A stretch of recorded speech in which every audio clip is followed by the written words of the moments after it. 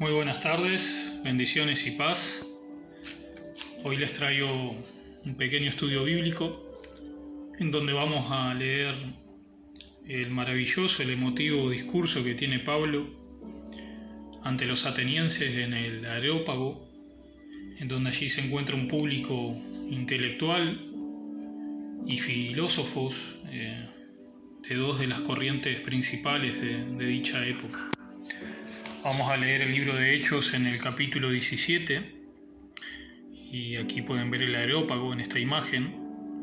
Fíjense en la maravillosa arquitectura que tiene, su estructura, su forma.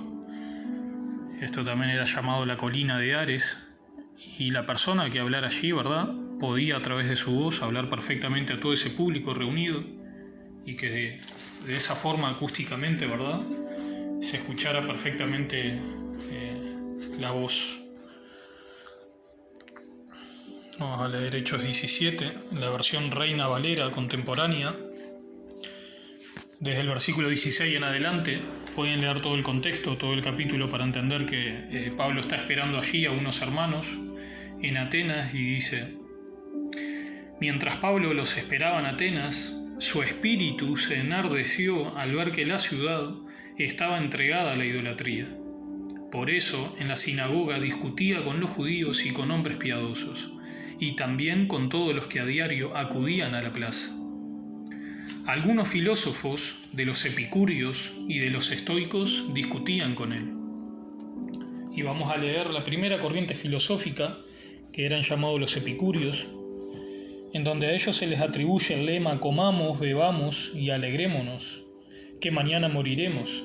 Seguramente hayan escuchado ustedes esa frase, que en realidad no es de ellos, tampoco es de Pablo, no es de la época, sino inclusive se remonta hasta tiempos antiguos, hasta los tiempos de Noé, antes de que el mundo fuera destruido por agua, y eso lo vamos a ir leyendo más adelante.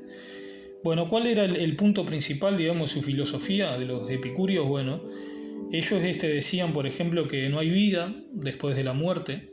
Entonces decían que, por tanto, no había temor a un castigo eterno de parte de los dioses.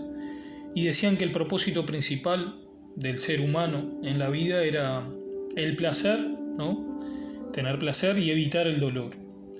Y ellos decían, por ejemplo, que los placeres moderados eran buenos, pero rechazaban todo exceso y libertinaje, porque primeramente les traía aparejado problemas de salud y también sufrimiento. Y la otra corriente filosófica que allí se encontraba entre el público oyente de Pablo eran los estoicos, ¿verdad? Esta filosofía, por ejemplo, era totalmente contraria a los epicúreos. Ellos, por ejemplo, valoraban mucho la austeridad y ponían su énfasis, digamos, en la virtud. Ellos decían que lo único bueno, no había nada bueno, sino solo la virtud que pudiera tener el ser humano. Y que en base a eso, digamos, debía vivir y aceptar lo que le aconteciera en la vida, sea bueno o sea malo, ¿no? Que tenía que aceptar ese destino. Y bueno, vamos a continuar leyendo. Dice: unos preguntaban: ¿de qué habla este parlanchín?, refiriéndose a Pablo, ¿verdad? Y otros decían: es alguien que habla de dioses extranjeros. Y la misma palabra nos muestra, ¿no?, que lo que estaba haciendo Pablo era anunciándoles el evangelio de Jesucristo y de la resurrección. Y continúa en el 19. Entonces lo tomaron, lo llevaron al Areópago y le dijeron: ¿Nos puedes explicar qué es esta nueva enseñanza de la que hablas? O sea que al parecer Pablo en principio está en una plaza o en las calles de la ciudad, ¿verdad? Y después de eso ellos quieren saber en detalle más sobre el evangelio, ¿no?, sobre esas buenas noticias que Pablo les está anunciando. Y bueno, y ahí es donde ellos le dicen eso. Y continúan el 20, porque esto, es decirle esas palabras de Pablo, ¿verdad?, el evangelio, porque esto suena extraño en nuestros oídos. Nos gustaría saber qué significa todo esto. Se ve que era la primera vez que alguien les anunciaba, ¿verdad?, la palabra de Dios. Y es que a todos los atenienses, fíjense lo que dice entre paréntesis la misma Biblia, y es que a todos los atenienses y extranjeros que vivían allí, no les interesaba nada que no fuera, digamos, a decir o escuchar cosas novedosas.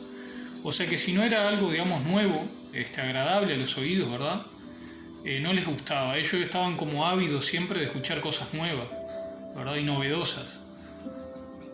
Y continúa en el 22, Pablo se puso entonces en medio del Areópago y dijo: varones atenienses. Y aquí empieza el discurso, la exhortación de Pablo. He observado que ustedes son muy religiosos, porque al pasar y observar sus santuarios, hallé un altar con esta inscripción: al Dios no conocido. Algunas versiones dicen al Dios desconocido, que es lo mismo, ¿verdad? Pues al Dios que ustedes adoran sin conocerlo, es el Dios que yo les anuncio. El Dios que hizo el mundo y todo lo que en él hay. Es el Señor del cielo y de la tierra. Vamos a hacer una pequeña pausa. Ese Dios desconocido, ¿verdad? Ese altar que Pablo se encontró entre tanta idolatría, fíjense en que no tenía el nombre de Dios. Simplemente decía al Dios desconocido, que en griego es agnostos theos. Que inclusive allí en Atenas había hasta un templo dedicado. He podido investigar artículos a este Dios, agnostos theos. Y también los atenienses juraban en el nombre del Dios desconocido, de este Dios desconocido. Y hay un historiador griego llamado Diógenes Laercio, en donde él menciona una historia muy interesante. Él decía que hubo una plaga muy grande allí en Atenas, ¿no? Y que estos atenienses, para apaciguar a los dioses, ¿no? A la furia de los dioses, se le ocurre a uno de ellos, llamado Epiménides, juntar un montón de ovejas dentro del Areópago y soltarlas. Después que él las suelta, las ovejas, estas ovejas empiezan a recorrer toda la ciudad y también las colinas, ¿verdad?, cercanas a Atenas, y él propone que donde se detuvieran las ovejas iban a hacer un sacrificio, digamos, al dios que se identificaba con el lugar. Pero resulta que a medida que se van deteniendo las ovejas, ¿verdad?, y ellos van viendo en el lugar que se detienen, bueno, hacen, pónganle un ejemplo, vamos a hacer aquí un sacrificio, esto va a ser un sacrificio y un honor a Ares. Después determinada oveja se detiene en tal punto, ahora acá se detuvo en tal punto, ellos asociaban el lugar, ¿verdad?, vamos a hacer un sacrificio a Poseidón. Pero ¿qué sucede? Hay un grupo de ovejas que se detienen en un lugar en el cual no hay un dios, digamos, que se asocie con ese lugar. Entonces, ¿qué se le ocurre a esta persona? Dice, bueno, si no hay un dios, digamos, que se asocie con este lugar, vamos a hacer un sacrificio aquí al dios desconocido. Y bueno, y de ahí es donde surge, digamos, esa adoración, ¿verdad?, ese dios desconocido, que irónicamente es el dios verdadero. O sea, ¿qué pasa? Es el que Pablo les está anunciando. E inclusive les da más conocimiento Pablo, ¿no? Les dice quién es. Es el que crea, ¿verdad?, el cielo y la tierra, y bueno, y les menciona otros detalles allí. Vamos a continuar leyendo. Pablo les dice: porque al pasar y observar sus santuarios, hallé un altar con esta inscripción, entre tanta idolatría, ¿verdad?, al Dios no conocido. Y este es el Dios verdadero, pues al Dios que ustedes adoran sin conocerlo, es el Dios que yo les anuncio, les dice Pablo. O sea que este grupo de personas que hay allí, que adoran a este Dios desconocido, debido al poco conocimiento que tienen, ¿verdad?, reconocen, se ve, de que hay un Dios verdadero. Pero claro, el gran problema que tienen es que no le conocen, o sea, no conocen el Evangelio, no conocen las Escrituras, y tienen esta maravillosa oportunidad porque Pablo allí les está diciendo: es el Dios que yo les anuncio, el Dios que hizo el mundo. Aquí están los detalles que Pablo les empieza a mencionar, que hizo el mundo y todo lo que en él hay. Es el Señor del cielo y de la tierra. No vive en templos hechos por manos humanas, ni necesita que nadie le sirva, porque a él no le hace falta nada, pues él es quien da vida y aliento a todos y a todo. De un solo hombre hizo a todo el género humano. Aquí se está refiriendo a Adán, ¿verdad?, para que habiten sobre la faz de la tierra, y les ha prefijado sus tiempos precisos y sus límites para vivir, a fin de que busquen a Dios y puedan encontrarlo, aunque sea a tientas. Pero lo cierto es que Él no está lejos de cada uno de nosotros, porque en Él vivimos y nos movemos y somos. Ya algunos poetas entre ustedes lo han dicho, porque somos linaje suyo. Puesto que somos linaje de Dios, no podemos pensar que la divinidad se asemeje al oro o a la plata, o a la piedra o a esculturas artísticas, ni que proceda de la imaginación humana. Dios, que ha pasado por alto esos tiempos de ignorancia, ahora quiere que todos en todas partes se arrepientan, porque Él ha establecido un día en que por medio de aquel varón, es decir, Jesucristo, que escogió y que resucitó de los muertos, juzgará al mundo con justicia. Y bueno, aquí Pablo, ¿no?, les está citando, ¿verdad?, en las Escrituras. Ellos les está citando, por ejemplo, Génesis 3:20. Pueden también leerlo todo, ¿no?, en donde nosotros sabemos que Dios crea primeramente, ¿verdad?, Yahweh crea primeramente al hombre. De allí del hombre, de la costilla, crea a Eva, hacia Eva, ¿verdad?, para que fuera su mujer. Y bueno, ya Eva, como todos nosotros sabemos, se le llama la madre de todos los vivientes. Por eso lo del linaje, ¿verdad? Pero no hijos, pues nosotros somos hijos, digamos, por adopción, del momento que creemos en el Evangelio y tenemos fe. Vamos a ir cerrando aquí. También Génesis 9:19, ¿verdad?, donde nosotros también sabemos que de estos 3 hijos de Noé, pueden leer todo el contexto. Allí se está refiriendo a Sem, a Cam y a Jafet. A raíz de ellos 3 fue que se pobló toda la tierra. Por eso también les menciona lo del linaje, el linaje suyo somos.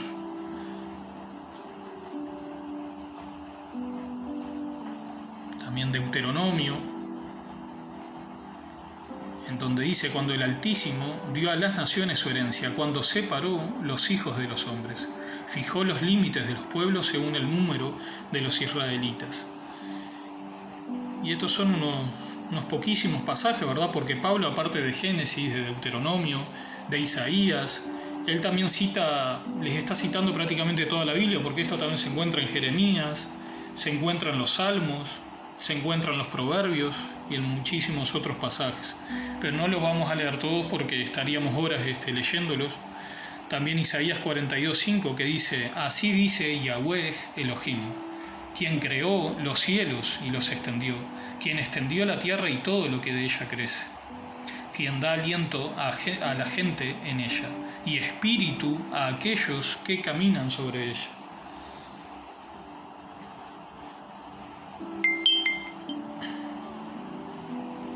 Vamos a ir leyendo también este pasaje en donde Pablo, por experiencia propia, ¿verdad?, le dice a Timoteo, y a raíz sobre todo de lo que escuchó, ¿verdad?, en la ciudad de Éfeso y en Atenas, en donde Pablo acostumbró mucho, ¿verdad?, a escuchar a estos filósofos,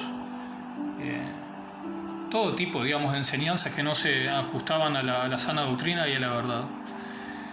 Entonces Pablo le dice a Timoteo: delante de Dios y de Cristo Jesús, que vendrá glorioso como Rey a juzgar a los vivos y a los muertos, te encargo mucho que prediques el mensaje, y que insistas cuando sea oportuno y aun cuando no lo sea. Convence, reprende y anima, enseñando con toda paciencia, porque va a llegar el tiempo en que la gente no soportará la sana enseñanza. Más bien, según sus propios caprichos, se buscarán un montón de maestros que solo les enseñen lo que ellos quieran oír. Y fíjense en qué es lo que le está pasando a los epicúreos y a los estoicos, ¿verdad? Les está pasando justamente esto que Pablo menciona. Darán la espalda a la verdad y harán caso a toda clase de cuentos. Pero tú conserva siempre el buen juicio, soporta los sufrimientos, dedícate a anunciar el Evangelio, cumple bien con tu trabajo. Vamos a ir cerrando ahí. Y vamos a volver al texto principal, que termina así. Dice: cuando los allí presentes oyeron hablar de la resurrección de los muertos, o sea, el mensaje principal, ¿verdad?, del Evangelio, unos se burlaban y otros decían: ya te oiremos hablar de esto en otra ocasión. Entonces Pablo se retiró del medio de ellos, pero algunos le creyeron y se unieron a él. Entre ellos estaba Dionisio, que era miembro del Areópago. Algunas versiones le llaman el Areopagita, una mujer llamada Damaris y otros más. Es decir, que de entre todos estos filósofos, ¿verdad?, e intelectuales, unos directamente fueron groseros, ¿verdad?, y sin ningún tipo de respeto se burlaban, le decían todo tipo de cosas, ¿verdad? En cambio otros fueron como más respetuosos y con calidad le dijeron, ¿sabes qué, Pablo? En este momento no tenemos tiempo, tenemos que hacer otras cosas, pero ya te vamos a oír. Ya te vamos a oír, en cuanto tengamos tiempo te vamos a ir a oír en otra ocasión. Vamos a prestarte atención y te escucharemos con gusto. Y bueno, y entre esas personas está el Areopagita, que cree, ¿verdad? Tiene fe y cree en el Evangelio, y esta mujer llamada Damaris. Este señor Dionisio, el Areopagita, seguramente sea un filósofo de estos, o intelectual, no lo dice la palabra, pero se dan cuenta que si estaba allí era el encargado, ¿verdad?, de llevar las personas al Areópago, y era miembro, seguramente sería un juez, porque allí en el Areópago era como una especie de tribunal en donde se discutían temas importantes, ¿verdad?, políticos o filosóficos, pero también allí se encontraban los jueces, que eran llamados arcontes o areopagitas, y resolvían los problemas entre los ciudadanos. Por eso Dionisio, si no era un filósofo intelectual, era seguramente un juez, y bueno, y antes de creer, ¿verdad?, en el Evangelio, estaría siendo arrastrado por algún tipo de estas falsas enseñanzas como de los epicúreos o estoicos. Y también lo otro curioso es de esta mujer llamada Damaris, que su nombre se traduce como ternera, novilla. Hay algunos diccionarios que la traducen como mansa, y seguramente ella sea una mujer respetada, con jerarquía, porque ubicándonos en el contexto de la época, solo las mujeres que tenían ese tipo de jerarquía, ¿verdad?, o algún tipo de autoridad, eran, digamos, permitidas en ese tipo de reuniones públicas, como la que está haciendo Pablo en el Areópago. Y bueno, también quiero mencionarles que esa famosa frase de comamos y bebamos, que mañana moriremos, aparece en Isaías, ya en los tiempos de Isaías, o sea, mucho antes que en los de Pablo. Y en este pasaje en cuestión, en el capítulo 22, donde allí se está refiriendo, ¿verdad?, a israelitas, y dice: por eso aquel día el Señor, Dios de los ejércitos, os llamó a llanto y a lamento, a rapar la cabeza y a vestir de cilicio. Sin embargo, hay gozo y alegría, matanza de bueyes y degüello de ovejas. Comiendo carne y bebiendo vino dicen: comamos y bebamos, que mañana moriremos. Pero el Señor de los ejércitos me reveló al oído: ciertamente esta iniquidad no os será perdonada hasta que muráis, dice el Señor, Dios de los ejércitos. Y también, aparte de Isaías, esto se remonta hasta más antiguamente, a los tiempos de Noé. Vamos a leer Lucas 17, el versículo 26, que dice: tal como ocurrió en los días de Noé, así será también en los días del Hijo del Hombre. Comían, bebían, se casaban y se daban en casamiento, hasta el día en que Noé entró en el arca y vino el diluvio y los destruyó a todos. Es decir, esta gente vivía totalmente despreocupada, ¿verdad?, gozando de los placeres materialistas, y bueno, y no teniendo en cuenta la instrucción de las Escrituras, ¿verdad?, y del conocimiento del Dios verdadero. Por eso digo que esto de comamos y bebamos, que mañana moriremos, no es ni de los griegos ni de Pablo, ni siquiera ni de los tiempos de Isaías, y ya se venía sucediendo desde tiempos más antiguos. Bueno, era lo que les quería compartir, y que tengan bendiciones y paz a sus vidas. Shalom.